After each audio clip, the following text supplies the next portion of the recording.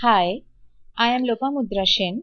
Welcome back to my channel Electronic Science Tutorial. I have started a new lecture series of VLSI technology on my channel. Today's session is the second class of this new lecture series. Today I will explain Moore's law of VLSI technology and design process of VLSI technology. If you like my video, then please like, share and subscribe my channel. Subscribe की bell icon को press करके रखिए ताकि जब भी मैं कोई नई वीडियो लेकर आऊं आपको पता चले. So let's get started. So what is the Moore's law? Moore's law basically it is the observation. In 1965, Jordan E. Moore, who is the co-founder of Intel, made a prediction that would set the pace for our modern digital revolution. According to the Moore's law, number of transistors on chip doubles every 18 months. How different levels of integrated circuit designed in science and technology depends on the Moore's law, we will see in the next slide. Okay. In this slide, we will see, depending on the Moore's law, how different levels of integrated circuit designed with increasing transistor density. Depending on the complexity of the integrated circuit, classify the designing, that is here we saw. First level of integrated circuit is small scale integration circuit or SSI circuit, in which 2 to 50 numbers of components used per chip. Next, second level of integrated circuit, that is medium scale integration circuit, where 50 to 5000 number of components used per chip. Then third level of integrated circuit designed, that is large scale integration circuit, where 5000 to 10 lakh number of components used per chip.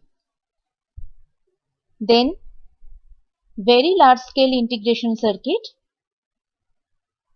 where 10 lakh to 1 million number of components used per chip. And the last one is the ultra large scale integration circuit, which is used in modern VLSI technology, where more than 1 million number of components used per chip. Okay. VLSI chip which has 4 million transistors housed in that small bit.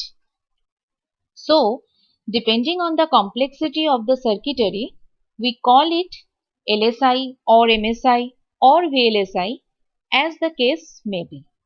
Okay. In next slide, we will see the design process of VLSI technology. In this slide, we will discuss about the design process of a VLSI integrated circuit. First process is front-end design process. In this process, digital design done by using a hardware description language like Verilog, VHDL, etc. The design procedure verified via simulation and other verification technique. The entire process also incorporates designing, which starts with the gates and continues through to design for testability. The second process is back-end design process. This process consists of characterization and CMOS library design. Additionally, it involves fault simulation and physical design. Okay. So these are the two processes of VLSI technology or VLSI integrated circuit. Okay. In this slide, we discuss about the front-end design steps. Okay. The entire design process follows some step-by-step approach. Number one is problem specification. This is a high-level interpretation of a system. We address the key parameters such as design techniques, functionality, performance, fabrication technology, and physical dimensions. The second one is behavioral description. This includes fundamental specifications such as floating point units and which system to use. Third one is functional design. This recognizes the vital functional units of a system and thus enables identification of each unit's physical and electrical specifications and interconnect requirements. The fourth one is logic design. This step involves control flow, Boolean expressions, word width, and register allocation. The fifth one is circuit design. This step performs the realization of the circuit in the form of a netlist. Since this is a software step, it utilizes the simulation to check the outcome. And the last point is physical design process. In this step, we create the layout by converting the netlist into a geometrical picture. This step also follows some static rules such as lambda rules, which afford precise detail of the ratio spacing between components and size. So these all are the front-end design steps. Okay. In this slide, we discuss about the back-end design steps. The first step is wafer processing. This step utilizes pure silicon melted in a pot at 1400 degree centigrade. The silicon crystal as a cylindrical ingot and cut it into discs or wafers before polishing and crystal orientation. The second process is lithography process. In this process, photolithography includes masking with photo etching and photographic mask.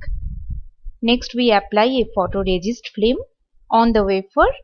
A photo aligner then aligns the wafer to a mask. Finally, we expose the wafer to UV light, thus highlighting the tracks through the mask.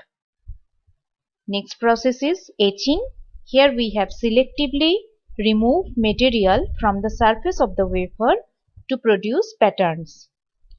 The fourth process is ion implantation. Here we utilize a method to achieve a desired electrical characteristic in the semiconductor. Next process is metallization. In this step, we apply a thin layer of aluminum over the entire wafer. And the last process is packaging. Every one of the wafers contains hundreds of chips. Therefore, we use the diamond saw to cut the wafers into single chips. Finally, we package the chips that pass the visual inspection as well as recheck them. So, these are all the steps of back-end design. Okay, so here we end today's session. Thank you for watching my video. If you like my video, then please like, share and subscribe my channel. फिर मिलते हैं एक नई video के साथ. Thank you.